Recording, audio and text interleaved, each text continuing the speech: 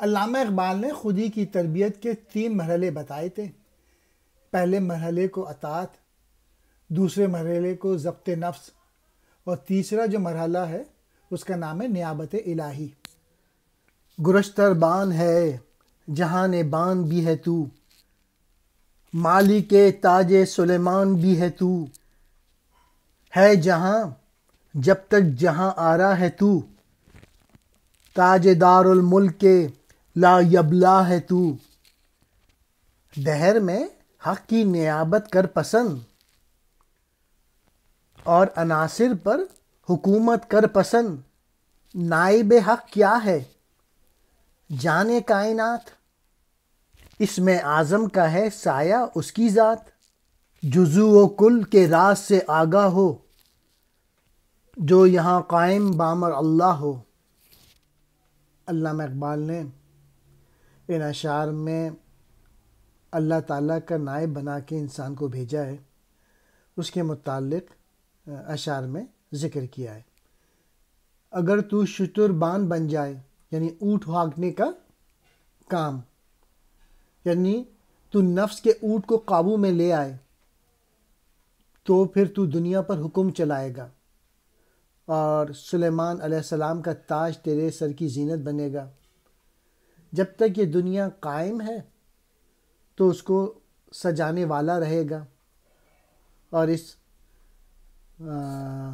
ملک کا تاجدار بن جائے گا جس پر کبھی زوال نہیں آئے گا۔ دنیا میں اللہ تعالیٰ کا نائب بننا اچھی بات ہے، عناصر پہ حکمرانی کرنا اچھا ہے۔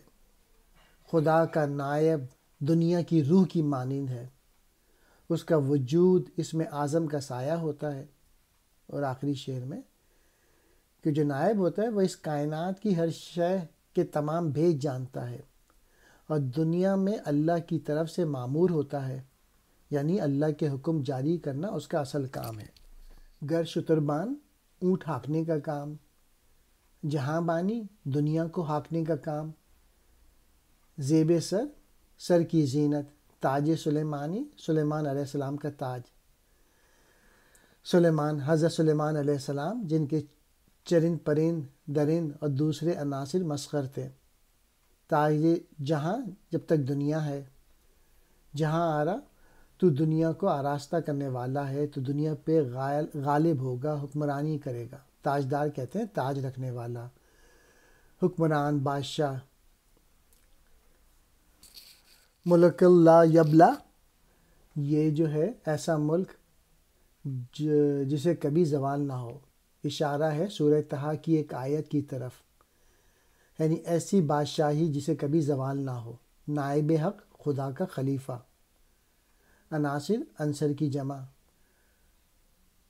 یعنی آگ، مٹی اور ہوا۔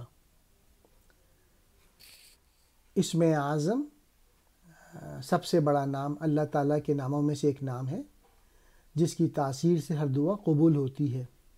یہ نام کون سا ہے، اس کی خبر اللہ کے صرف خاص بندوں کو ہی ہے۔ جزو و کل، حصہ اور تمام، یہاں مراد ساری کائنات ہے۔ آگاہ ہونا، واقف ہونا، باخبر۔ قائم بامر اللہ، اللہ کی طرف سے معمور، اللہ کے حکم سے قائم، امر کہتے ہیں حکم۔